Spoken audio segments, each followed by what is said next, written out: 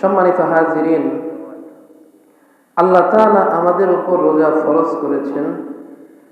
রোজা ফরজ করার উদ্দেশ্য আমি আপনি যেন মুত্তাকি হয়ে যাই, আমি আপনি যেন আল্লাহ তাআলার ওলি হয়ে যাই, আল্লাহ তাআলার শুকরগুজার ইবাদতগুজার বান্দা হয়ে যাই। আল্লাহ তাআলা বলেন, ইয়া আইয়ুহাল্লাযীনা আমানু কুতিবা আলাইকুমুস সিয়ামু কামা কুতিবা আলাল্লাযীনা মিন ক্বাবলিকুম লাআল্লাকুম তাত্তাকুন। ও আমার ঈমানদার বান্দারা, তোমাদের উপরে রমজান মাসের রোজাকে ফরজ করে দেওয়া হয়েছে কামা কুতিবা আলাল্লাযীনা মিন ক্বাবলিকুম, যেভাবে তোমাদের পূর্ববর্তীদের উপরে রোজা ফরজ ছিল, লাআল্লাকুম তাত্তাকুন, যাতে তোমরা তাকওয়া অর্জন করতে পারো। তার মানে এই আয়াত থেকে আমরা বুঝতে পারলাম রোজা শুধু আমাদের উপরে ফরজ নয়, আমাদের পূর্বে যারা আসছিল তাদের উপরও রোজা ফরজ করে দেওয়া হয়েছিল। তো আমাদের পূর্বে হযরত ঈসা আলাইহিস সালাম, মূসা আলাইহিস সালাম তথা আদম আলাইহিস সালাম থেকে নিয়ে আমাদের নবী পর্যন্ত যত নবী এবং রাসূল আসছে সকলের উপরেই আল্লাহ তাআলা রোজাকে ফরজ করে দিয়েছিলেন। সকলে বলে সুবহানাল্লাহ। কেন? কারণ এই রমজান মাসে রোজা রাখলে আল্লাহ তাআলার তাকওয়া, আল্লাহ তাআলার ভয় ভীতি সবচাইতে বেশি অর্জন হয়, সবচাইতে বেশি অর্জন হয়। কারণ আমি আপনি যখন রোজা রাখি তখন সুযোগ থাকা সত্ত্বেও আমি আপনি পানাহার করি না। আমি আপনি সুযোগ থাকা সত্ত্বেও যে কাজ রোজা রাখা অবস্থায় হারাম অবৈধ, সেই কাজ আমি আপনি করি না। কিন্তু সম্মানিত হাজিরিন, শুধু পানাহার থেকে, স্ত্রী সহবাস থেকে মুক্ত থাকার নামে রোজা না, বরং রোজা রাখলে আপনার প্রতিটা অঙ্গ প্রত্যঙ্গেরও রোজা রাখতে হবে। রোজাটা শুধু আপনি না খেয়ে থাকলেন, উপবাস থাকলেন, রোজা হয়ে গেল এমন নয়, বরং আপনি সমস্ত গুনাহ থেকে, আল্লাহ তাআলা যে বিষয় থেকে নিষেধ করেছেন ওই বিষয় থেকে, আল্লাহ রাসূল সাল্লাল্লাহু আলাইহি ওয়াসাল্লাম যে বিষয় থেকে নিষেধ করেছে ওই বিষয় থেকে আমাকে আপনাকে আমাদের সকলকে পরহেজ থাকতে হবে। রোজার দ্বারা উদ্দেশ্য এটাই। হযরত আব্দুল কাদের জিলানী রাহমাতুল্লাহ আলাইহি বলেন, রোজা হলো দুই প্রকার। রোজা হলো কয় প্রকার? দুই প্রকার। একটা হলো যাহির, আরেকটা হলো বাতিন। একটা হলো যাহির, আরেকটা হলো বাতিন। যাহির রোজা বলতে আমরা বুঝি যে সুবহে সাদিক থেকে নিয়ে সূর্য উদিত হওয়ার আগ পর্যন্ত আমরা না খেয়ে থাকব। এই সময় আমরা স্ত্রীর সাথে মিলন করব না। পানাহার থেকে এবং স্ত্রীর মিলন থেকে আমরা নিজেকে বিরত রাখব। এটা হলো যাহির রোজা, এটা হলো যাহির রোজা। কিন্তু রোজা আরেকটা আছে, সেটা হলো বাতিন, আধ্যাত্মিক রোজা। তথা আমার হাতকে, আমার পাকে, আমার জবানকে, আমার জিহ্বাকে, আমার চোখকে, এই সব অঙ্গ প্রত্যঙ্গকেও সিয়াম তথা রোজা রাখতে হবে। কারণ আমি রোজা রাখলাম, না খেয়ে থাকলাম, কিন্তু আমি আমার এই জবান দিয়ে মিথ্যা কথা বললাম, গীবত করলাম, শিকায়াত করলাম, তাহলে আমার রোজা পরিপূর্ণ হলো না। আমি রোজা রাখলাম কিন্তু আমার এই চোখ দিয়ে আমি গুনাহ করলাম, গুনাহের পাত্রে আমার চোখ ব্যবহার করলাম, নাটক সিনেমা দেখলাম, অশ্লীল বেহায়াপনা যত কাজ আছে সব কাজ এই চোখ দিয়ে অবলোকন করলাম, বেগানা নারীকে দেখলাম, নারীর সাথে রং তামাশা করলাম, তাহলে আমি রোজা রাখলাম, তো এটা যাহির রোজা রাখলাম কিন্তু বাতিনি রোজা রাখলাম না। তাহলে এই রোজার দ্বারা আমার কোনো ফায়দা হবে না।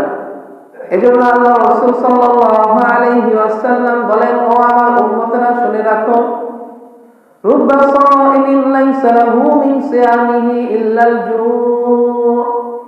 তোমাদের মধ্যে এমন অনেক রোজাদার থাকবে, রোজাদার আসবে, রোজাদার আছেন, যারা রোজা রাখেন কিন্তু এই রোজার দ্বারা কোনো ফায়দা হয় না, ইল্লাল জু, শুধু সে ভুকাই থাকে, ক্ষুধার্তই থাকে। ক্ষুধার্ত থাকা ছাড়া, ভুকা ছাড়া দ্বারা, ভুকা থাকা ছাড়া অন্য কোনো ফায়দা হয় না। সুবে সাদিক থেকে নিয়ে সূর্য উদিত হওয়ার আগ পর্যন্ত শুধু আমি আপনি ক্ষুধার্তই থাকলাম, শুধু এতটুকুই হলো। কিন্তু এই রোজার দ্বারা পরিপূর্ণ ফায়দা, রোজার দ্বারা পরিপূর্ণ উপকার হাসিল হয় না। ইল্লাল জু, শুধু আমার ভোকা থাকাই হয়, আমার ক্ষুধার্ত থাকাই হয়।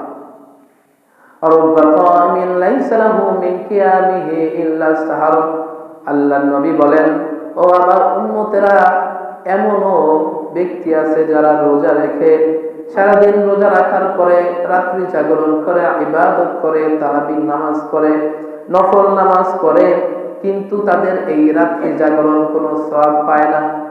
এই রাত্রি জেগে ইবাদত করে কোনো সওয়াব হয় না।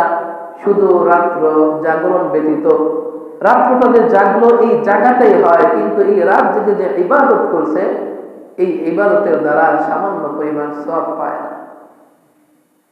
তো এই হাদিস থেকে আমরা বুঝতে পারি যে শুধু রোজা রাখলেই হবে না, আমার নিজেকে পরিশুদ্ধ করতে হবে, আত্মশুদ্ধি করতে হবে, আমার নিজেকে পরিবর্তন করতে হবে, চেঞ্জ করতে হবে। রমজান মাস আসে আমাদেরকে চেঞ্জ করার জন্য, পরিবর্তন করার জন্য। রোজা ছিলাম না যখন, রমজান ছিল না যখন, তখনও আমি মিথ্যা কথা বলতাম। রোজা আসলো তখনও আমি মিথ্যা কথা বলি। রোজা ছিল না যখন, তখন আমি গীবত করতাম। রোজা আসার পরেও আমি গীবত করি। রোজা যখন ছিল না তখন আমি গান বাজনা শুনতাম, গুনাহ করতাম। রোজা আসার পরেও এখন আমি গান বাজনা শুনি, গুনাহ করি। তো আমার জহের রোজা তো হলো, কিন্তু বাতেন রোজা, আমার প্রতিটা অঙ্গ প্রত্যঙ্গের যে রোজা আছে সেই রোজা তো হলো না। আল্লাহ রাসূল সাল্লাল্লাহু আলাইহি ওয়াসাল্লাম বলেন, ও আমার উম্মতেরা, যখন রমজান মাস আসে তখন শুধু তুমি না খেয়ে থাকলেই রোজা হবে না, বরং তোমার প্রতিটা অঙ্গ প্রত্যঙ্গের রোজা আছে। যদি তোমার সাথে কেউ তর্কে লিপ্ত হতে চায়, যদি কেউ ঝগড়া বিবাদ করতে চায়, তখন তুমি তাকে সুন্দরভাবে, নম্রভাবে বলে দাও, ও আমার ভাই, ওয়ানা সাইমুন, আমি তো রোজা রেখেছি, আমি তোমার সাথে বাদ বিতন্ডায় জড়াতে চাই না, বাদ বিতন্ডায় জড়াতে চাই না। যখনই আমার সাথে, আপনার সাথে কেউ ঝগড়া করতে আসবে, লাগতে আসবে, তখন আমি বলে দেব, ভাই আমি রোজাদার, আমি তোমার সাথে ঝগড়া করতে চাই না, বিতর্কে জড়াতে চাই না, তোমার সাথে অনর্থ ফাহিশা কথা আমি বলে আমার এই মূল্যবান সময়কে অমূল্য করতে চাই না। আল্লাহ রাসূল সাল্লাল্লাহু আলাইহি ওয়াসাল্লামের জামানায় দুইটা মহিলা, তারা রোজা রাখার পরে এমন অবস্থা হয়ে গেল যেন তারা মৃত্যুবরণ করবে। রোজাটা তাদের জন্য বড় কষ্টকর হয়ে গেল। আল্লাহ রাসূল সাল্লাল্লাহু আলাইহি ওয়াসাল্লামের কাছে যখন এসে বললেন, ও নবী, এই দুই মহিলা রোজা রাখার পরে, রোজা রেখে মৃত্যু প্রায় মুমূর্ষ অবস্থায় চলে গেছে, রোজাটা তাদের জন্য বড় কষ্টকর, বেদনাদায়ক হয়ে গেছে, কি করা যায় বলেন না ও নবী?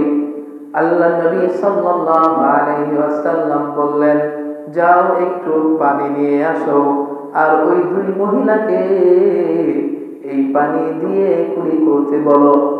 সাহাবায়ে কেরাম রাদিয়াল্লাহু আনহুম আজমাইন আসলেন, পানি নিয়ে যখন ওই মহিলাদেরকে দিলেন, বললেন এই পানি দ্বারা কুলি করো। মহিলারা যখন কুলি করলেন, ওই দুই মহিলার মুখ থেকে গোশতের টুকরা বের হয়ে গেল। অনেকগুলো গোশতের টুকরা যখন বের হয়ে গেল, সবাই আশ্চর্য হয়ে গেল। রোজা রাখছে, এখন তো তার মুখ থেকে খাবার বের হওয়ার কথা না, গোশত বের হওয়ার কথা না। আল্লাহ রাসূল সাল্লাল্লাহু আলাইহি ওয়াসাল্লাম বললেন, ও আমার সাহাবারা, জানোনি এই দুই মহিলা রোজা রাখার পরেও মানুষের গীবত করত। মানুষের কি করত? গীবত করত। আর আল্লাহ তাআলা বলেন, গীবত করা হলো এক ভাই আরেক ভাইয়ের গোশত খাওয়া যেমন, গীবত করা তেমন। নাউযুবিল্লাহ। আল্লাহ তাআলা বলেন, ওয়ালা তাজাসসু ওয়ালা ইয়াক্তাব বা'দুকুম বা'দা আইয়ুহিব্বু আহাদুকুম আন ইয়াকুলা লাহমা আখিহি মাইতান ফাকারিহতুমু ওয়াত্তাকুল্লাহ ইন্নাল্লাহা তাওয়াবুর রহিম। আল্লাহ তাআলা বলেন, ওয়ালা তাজাসসু, আমার বান্দারা মানুষের অন্যায় তালাশ করিও না, মানুষের দোষ তালাশ করিও না।